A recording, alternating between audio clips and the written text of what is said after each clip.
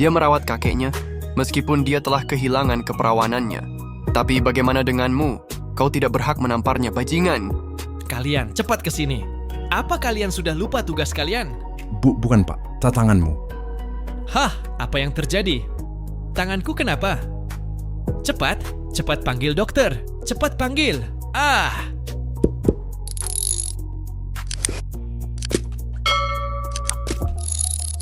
Seketika Josh pun langsung menuduh William yang meracuni tangannya. Dia pun menyuruh ayahnya untuk meminta obat penawar pada William.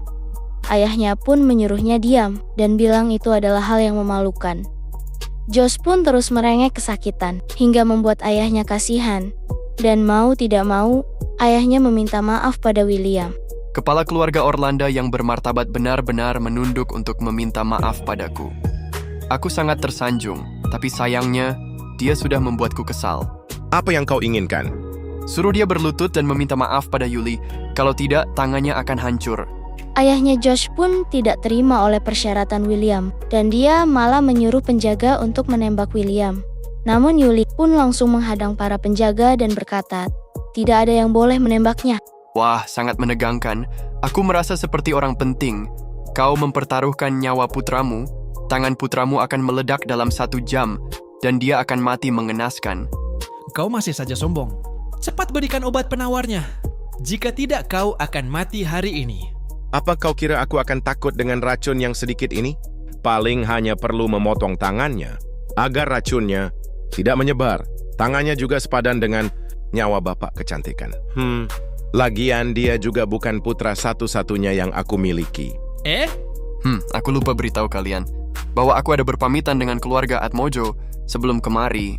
Jika terjadi sesuatu padaku, Katie akan membawa resep pil pincai pada mereka. Dan semua keluarga Orlando akan membayar nyawaku. Pak, ada yang melihat Vivian masuk ke Villa Orlando hari ini. Lelaki tua itu masih koma. Jika keluarga Atmojo datang kemari untuk mempermasalahkan hal ini, keluarga Orlando tidak akan mampu bertahan. Hehehe, nggak perlu tegang, kami hanya menakut-nakutimu saja. Kenapa kau begitu serius? Emputto, semuanya letakkan senjata kalian, nggak perlu terlalu serius. Paman Yuli pun mengajak berdamai dengan William. Namun dia tidak ingin menjatuhkan martabat keluarga Orlando dengan cara bersujud pada William. William pun mengganti persyaratan itu. William meminta selama 3 bulan mereka menjauhi kamar kakek Orlando. Seketika Paman Yuli pun setuju dan membiarkan Yuli yang menjaga kamar kakeknya. Karena sudah sepakat, William pun memberikan obat penawar untuk diberikan ke tangan Josh. Dan mereka pun pergi meninggalkan Paman Yuli. Namun, Josh yang tidak tahu diri pun bertanya, kenapa ayah menyetujui persyaratan William? Karena mereka sudah susah payah merencanakan semuanya. Seketika ayah William pun menatapi Josh dengan amarah. Lalu dia langsung memukul Josh sambil berkata, ini semua ulahmu. Kenapa kau mendekatinya? Kenapa kau begitu bodoh? Ayahnya pun terus memukuli Josh sambil memaki-makinya. Scene pun berpindah di luar gerbang villa keluarga Orlando. Menakutkan sekali. Hampir saja aku mati di sana. Emangnya kau belum bekerja sama dengan Vivian? Atau kau juga belum memberitahu Keti? Yuli, aku bukan dewa. Bagaimana mungkin aku bisa meramalkannya? Aku cuma berbohong pada mereka. Untungnya mereka bisa ditipu. Kalau tidak, mungkin malam ini aku sudah dikubur di halamanmu. Ternyata semua ini hanya tipu daya. Setelah mendengar perkataan itu, Yuli langsung memeluk William dan dia meminta maaf karena telah merepotkan William. William pun langsung menyangkal perkataannya bahwa ini adalah salahnya William karena telah mengambil keperawanan Yuli hingga membuat Yuli menjadi menderita seperti ini. Dan 5 menit pun berlalu dan mereka masih di posisi berpelukan. Yuli pun bertanya, masih berapa lama kau akan memelukku? William pun menjawab mungkin setengah jam. Entah apa yang ada di dalam pikiran William. Tiba-tiba saja dia meremas bokong Yuli hingga membuat Yuli terkejut dan melepaskan pelukan mereka sambil marah dengan William. Sambil tersenyum, William pun bilang bahwa dia hanya memeriksa berat badan Yuli dan dia memuji Yuli karena telah merawat badannya dengan baik. Karena kesal, Yuli pun pergi untuk masuk ke rumahnya. Sedangkan William meminta Yuli agar mengangkat telepon darinya nanti. Singkat cerita, William pun sudah ada di rumah sakit. dan terlihatlah Nona Fanny yang merintih akibat rasa gatal yang dirasakannya. Karena William merasa risih, dia pun meminta Fanny untuk menghentikan suara aneh yang keluar dari mulutnya.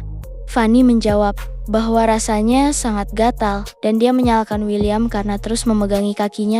Kita sedang melakukan pengobatan, jangan gerak sembarangan, kalau tidak kau akan berjalan menggunakan tangan. Sejujurnya, kakinya sangat menakjubkan sekali, dia pasti akan menawan jika memakai stocking. Enggak, aku nggak nafsu dengan kaki, ini hanya penilaian. Perbannya hampir selesai. Ingat dalam 1 minggu nggak boleh terkena air dan nggak boleh turun dari kasur. Lama banget? Terus bagaimana caranya aku mandi? Aku bisa membantumu. Mungkin kau nggak tahu aku sangat ahli dalam hal itu. Ya, kali ini William mendapatkan telapak kaki Buddha dari Nona Fanny. Namun karena kaki Nona Fanny sangat rentak akan sentuhan, tentu saja membuatnya merintih kesakitan lagi. Sudah ku bilang jangan gerak sembarangan. Apa kau nggak mau sembuh secepatnya? Tapi seminggu itu terlalu lama. Kau itu dokter super. Apakah kau nggak bisa mempercepat dalam beberapa hari saja? Oke, jangan memohon dengan wajah yang seperti itu. Kau mempelajarinya dari mana? Kau nggak perlu tahu aku mempelajarinya dari mana. Aku hanya bercanda padamu. Tidak akan sampai seminggu. 3 hari saja sudah bisa membaik. Sungguh? Hahaha. Aku sudah menduga kalau kau hanya berbohong padaku. Akhirnya aku bisa berdiri lagi. Aku sudah hampir gila karena sudah berbaring terus. Hahaha. Apa yang membuat anak kesayanganku begitu bahagia? Ceritakan kepada ayah, biar ayah juga ikut bahagia. Ayah, kenapa kau bisa di sini? Wali kota Gemarang, nggak nyangka bisa bertemu dengannya di sini. Nak, apa kau nggak mau memperkenalkan pacarmu dengan ayah? Apaan sih? Dia hanya dokter, dia kesini untuk mengobatiku. Ayah jangan sembarangan. Dokter? Dokter juga bagus. Jika kau sakiti, nggak perlu ke rumah sakit. Kalau untuk persalinan juga akan lebih mudah. Sembarangan. Sudah kubilang kami tidak berpacaran. Hahaha, putriku masih saja suka marah sampai sekarang. Oh iya, Nak, apakah kau tidak mau memperkenalkan dirimu? Halo Pak Ivan, namaku William Yorda. William Yorda? Kau yang membuat pil pincai kan? Walaupun sudah selesai bicara, Pak Wali Kota pun tidak juga menyambut tangan William. Apa ini? Memandang rendah diriku? Dia nggak menjabat tanganku? Kenapa Wali Kota memiliki pandangan yang begitu tajam untukku? Baru saja Fanny ingin bertanya, namun Pak Wali Kota langsung memotong pembicaraannya dan berkata, jangan ikut campur obrolan orang dewasa. William, terima kasih sudah menyelamatkan Fanny di waktu itu. Mari kita makan malam bersama di lain waktu. Tidak perlu, Pak Ivan. Kau adalah orang sibuk, aku tidak akan mengganggumu. Aku pergi dulu. William pun pergi dari ruangan itu. Sedangkan Fanny menanyakan kenapa ayahnya menyikapi William dengan seperti itu. Namun, Wali Kota malah mengira Fanny sangat peduli pada William. Fanny pun tidak terima, dan dia berkata bahwa William adalah orang yang mengobatinya. Dia adalah penolong Fanny. Fanny, aku tahu banyak tentang William. Saat perjalanan terakhir ke negara Hofona, dia memperjuangkan kejayaan bagi negara kita. Aku bahkan mengadakan rapat khusus untuk menggunakan dirinya sebagai contoh. Aku juga mempunyai alasan melakukan itu. Di sisi lain, William masih memikirkan sifat wali kota yang berani menghinanya. Dan pesan dari Fanny pun masuk. Fanny meminta maaf. William berpikir situasi seperti itu pasti akan menyulitkan Fanny, hingga membuatnya meminta maaf atas kesalahan ayahnya. Tiba-tiba ada suara orang berteriak ingin membunuh William dari salah satu kamar. William yang penasaran pun melihat kamar itu. Dan ternyata itu adalah Damian yang lagi kumat. Ibu Damian pun menyadari kedatangan William. Dia pun bertanya kenapa William kemari. Dan dia meminta maaf karena belum berterima kasih atas resep yang diberikan William. William pun tidak memperdulikannya. Dia bertanya apakah anaknya masih ingin menantang William. Ibu Damian takut William menanggapi perkataan Damian dengan serius. Dia beralasan bahwa anaknya sudah berubah, sudah tidak nakal lagi dan penurut. William pun berkata pada Damian bahwa dia sangat iri karena Damian memiliki ibu yang perhatian padanya. Namun Damian masih terus berkata akan membunuh William, hingga akhirnya ibunya memarahinya. Dan entah apa yang terjadi pada Damian, dia langsung seolah-olah menjadi takut pada William. Kenapa kau datang kemari? Kau tidak diterima di sini. Dr. William, akhir-akhir ini mental anakku kurang bagus. Tolong jangan marah ya. Walaupun dia terus berkata akan membunuhku, kau jangan khawatir, aku memiliki penilaianku sendiri. Jangan sentuh ibuku. Kau tidak diterima di sini. Pergi sekarang juga. Apa kau akan terus mengutukku? Mengutukmu? Aku bukan hanya akan mengutukmu. Aku juga akan membunuhmu. Aku benci padamu. Aku ingin kau mati. Kuharap kau segera mati mengenaskan. Ibu Damien pun langsung menamparnya karena terus mengutuk William. Damien pun langsung berburuk sangka pada ibunya. Dia mengira ibunya menamparnya karena membela William. Ibunya pun menjelaskan bahwa hanya William lah yang bisa menyembuhkan penyakitnya. Dan Damien yang keras kepala pun mendorong ibunya. William, tidak ada kecocokan di antara kita. Cepat atau lambat aku akan membunuhmu. Aku akan membuatmu mati mengenaskan. Kemarilah kalau kau berani. Aku tidak takut padamu.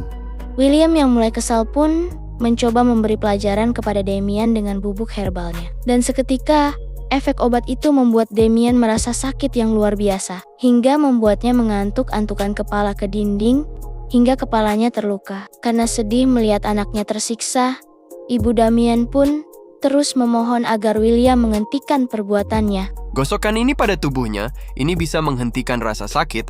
Demimu kali ini aku mengampuninya. William pun pergi dan berkata jika Damien mengucapkan akan membunuh William lagi. William berjanji tidak akan melepaskannya. Dan Ibu Damien pun berjanji akan mendisiplinkan Damien. Hah, aku terlalu baik. Aku nggak tega menyakiti sosok ibu yang begitu baik.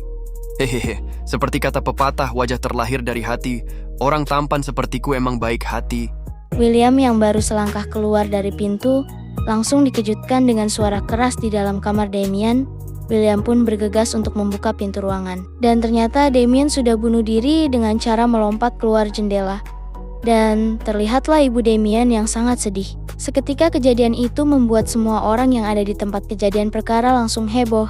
William yang melihat dari jendela pun berkata, sungguh tidak seharusnya dia begitu. Dan tiba-tiba, Ibu Damien menyingkirkan William dan ingin melompat seperti anaknya. William pun segera menahannya. Ibu Damien pun terus menyuruh William melepaskannya. Dan dia berkata, bagaimana dia mau hidup jika anaknya sudah mati? Karena kondisi sudah tidak meyakinkan. William pun memberikan obat bius untuk Ibu Damien. Dan dia pun langsung tidak sadarkan diri. 10 menit pun berlalu. Dan terlihatlah Nona Polwan sudah datang. William pun sudah menjelaskan kejadiannya. Dan dia menyuruh Sarah untuk menunggu Ibu Damien sadar agar bisa menanyakan kejadian lebih detail.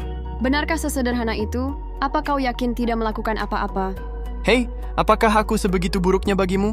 Tidak lama dari itu, Ibu Damien pun tersadar. Dan yang anehnya, dia langsung menunjuk William sebagai orang yang telah membunuh anaknya. William pun membela diri. Dan dia tidak menyangka Ibu Damien akan memfitnahnya. Ibu Damien pun langsung menyuruh Sarah untuk menangkap William dan mempenjarakannya. Seketika Nona Sarah pun langsung menyuruh bawahannya untuk menahan William. Sarah, apakah kau benar ingin menahanku? Ada apa dengan wanita ini? Dia tidak memperdulikanku saat bertugas. Kalau masalah ini benar-benar tidak ada hubungannya denganmu, aku akan bertanggung jawab. Untuk saat ini mohon bekerja samalah. Laras, apakah kau masih punya hati nurani? Sebagai seorang ibu, kau terlalu memanjakan anakmu. Petaka hari ini disebabkan oleh dirimu sendiri. Aku tidak peduli. Kaulah yang membunuh anakku. Kau harus masuk penjara. Wanita gila! Tunggu saja pembalasanku. William pun dibawa ke kantor polisi. Sedangkan kejadian itu langsung begitu cepat menjadi topik pembicaraan di seluruh majalah ataupun media. Scene pun berpindah di luar kantor polisi dan terlihat Keti yang sudah datang dengan pengacara hebat. Karena kasusnya cukup rumit, polisi pun tidak membolehkan orang yang tidak bersangkutan untuk masuk. Meskipun ini kasus pembunuhan, tapi ini adalah kasus biasa. Tapi kenapa pengacara sekalipun tidak boleh bertemu dengannya? Padahal biasanya pengacara boleh untuk bertemu dengan klien. Scene pun berpindah ke dalam ruangan interogasi. Terlihatlah William yang marah karena Ibu Damien tega melakukan hal ini padanya. Sial, kenapa dia tega melakukan hal ini? Aku bahkan menghentikan wanita. Gila itu untuk terjun, tapi dia malah menusukku dari belakang. Jadi orang baik itu sulit ya? Tahu gitu aku nggak menolongnya. Semakin dipikirkan aku semakin kesal. Aku tahu. Meskipun tidak tahu malu, kau tidak akan mungkin membunuh orang. Tapi situasi tidak memihakmu. Laras terus menangis sepanjang waktu. Tidak peduli ditanya seperti apa, dia tetap menuduh kau membunuh anaknya. Saat kami menanya detailnya, dia terus menangis tanpa henti. Dan kami pun kesusahan untuk mencatat informasi. Aneh, apa Laras sengaja mengincarku? Tapi kami tidak memiliki bukti apapun. Percayalah padaku, aku pasti akan buktikan bahwa kau tidak bersalah. 1 jam pun telah berlalu, dan terlihatlah Pak Haris bertanya tentang kasusnya William. Sarah, bagaimana kasusnya William? Buruk, semua bukti mengarah padanya. Kelakuan Laras juga janggal. Kemajuan kasus ini sangat lambat. Ini hanyalah kasus biasa. Tapi para atasan sampai tahu. Mereka bilang kasus ini harus diinvestigasi menyeluruh. Mereka juga bilang, karena identitas William spesial, dia tidak bisa menyewa pengacara. Sepertinya ada orang yang menginginkan William mati. Baiklah, segini dulu untuk Dewa Obat part 32-nya. Yang suka dengan kisah ini yuk, bantu like video ini, dan subscribe agar kamu nggak ketinggalan ketika ada update part selanjutnya dari channel ini.